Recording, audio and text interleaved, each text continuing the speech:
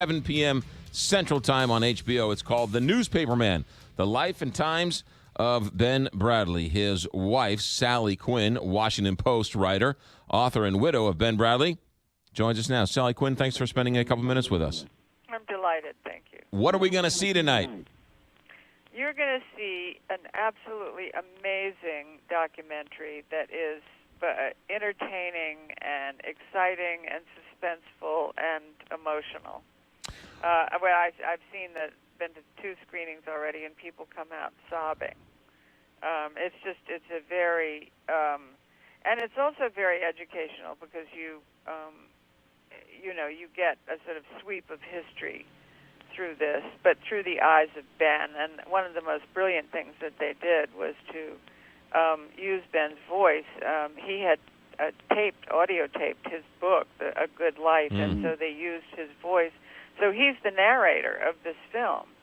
And Ben had this deep, sort of crusty, I have to say, sexy voice. and so he's telling his own story, and it makes it so much more immediate. It really comes alive and so much more accessible. And, there are just so many fascinating parts, his whole relationship with the Kennedys, and they've got amazing footage of Ben with the Kennedys, and then the Pentagon Papers, and the Steven Spielberg movie, The Pentagon The Pentagon Papers, is coming out with Tom Hanks playing Ben and Meryl Streep playing Katharine Graham. That'll be out in 2 weeks, and so there's a lot about the Pentagon Papers and Watergate and Washington and journalism, and then a lot about his own private life, and it's just riveting, I think. Lots of people today claim the liberal media, and they look to Ben Bradlee and his association with the Kennedys. Did I read that Barry Goldwater basically lived at your house? Barry Goldwater was my parents' closest friend, and he, when his wife Peggy got sick and moved back to Arizona, he lived with my parents, who lived across the street from Ben and me, and then he would go down to the country with them, and he had his own room there and his own room in their apartment. And Ben and I would go over and have dinner, once or twice a week with my parents and Barry. He was like my surrogate father, and Barry and Ben were incredibly close friends. They were great admirers, and Ben really adored Barry. He was a fabulous guy. And during Watergate, when Barry was sort of leading the pack to go over to tell Nixon that he had to step down, he was talking to Ben the whole time as well, letting him know what was going on. The Washington Post was printing it, not realizing that Barry Goldwater was the source.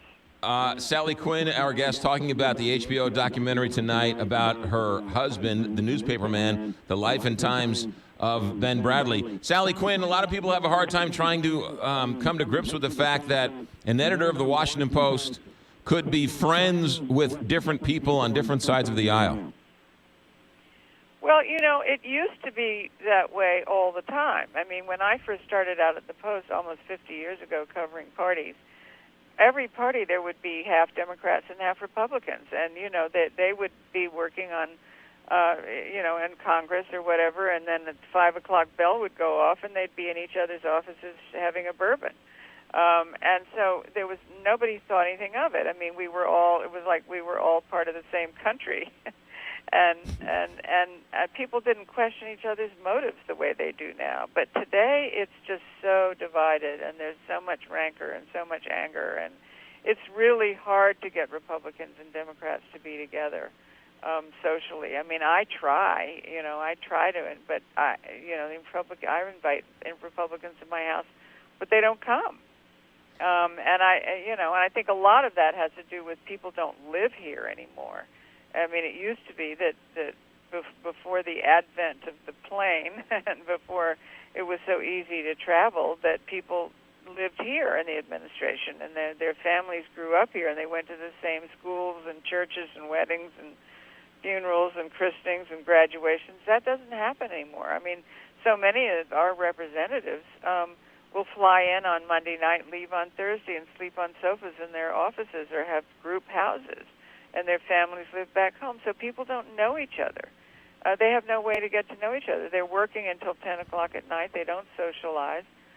And so it's much easier to criticize somebody or to be against somebody if you don't know them personally and you don't know their personal stories. Sally Quinn, would Ben Bradlee like Jason Robards playing him or Tom Hanks? Who would he like better? Well, Jason and Tom are very different people, and I think that they both caught a different side of Ben. Jason was very crusty and very, tough guy, cynical, macho, just where's this goddamn story? And Tom shows a much more sort of impassioned, sort of almost patriotic view of Ben, which is, this is about the First Amendment, and we care about this, and this is what our country stands for.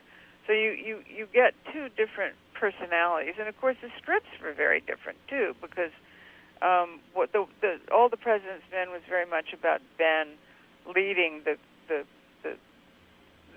In fact, Katharine Graham didn't even have a role in All the President's Men, which annoyed her enormously, and Ben used to tease her about it all the time. but the movie is about Kay. It's really about her emergence from being this shy and insecure housewife into being somebody who was bold enough to sort of give the go-ahead to print the Pentagon Papers. And it's about Ben and Kay's relationship. So it shows Ben, another side of Ben, which is a much more accessible and human side to him. Sally Quinn, our guest. The HBO documentary tonight, The Newspaper Man, HBO, 7 p.m. Sally Quinn, what would your husband, Ben Bradlee, say about the current occupant at 1600 Pennsylvania Avenue? Well, he probably wouldn't say. Ben was very unideological, and his whole view about the press was, first of all, he would say this was a great story, but he would also say, let's get it. Let's get the story, let's get it first, but let's get it right. And I think that he would be really, super diligent, as is the Post and the Post and the Times, about getting the story right. I think he would be very concerned and disturbed about the way that Trump lies, because I think Ben really hated lying more than anything else, and in fact, the beginning of the documentary talks about lying. And I think that he would be offended by the idea that Trump continues to represent the press as the lying media and the dishonest press and the fake news. But I think the thing that would have upset him the most was being called enemies of the people, because I think, Ben fought in World War II. He was a patriot. He was a good American. He really cared about this country. He believed that the First Amendment was the bedrock of democracy, and without the First Amendment, without freedom of the press, you don't have democracy. And I think that he would see what was happening in the White House as sort of an assault on the First Amendment. Sally Quinn, I gotta go. 7 o'clock. Okay. We'll see it all tonight on HBO. Sally Quinn, Great. thank you for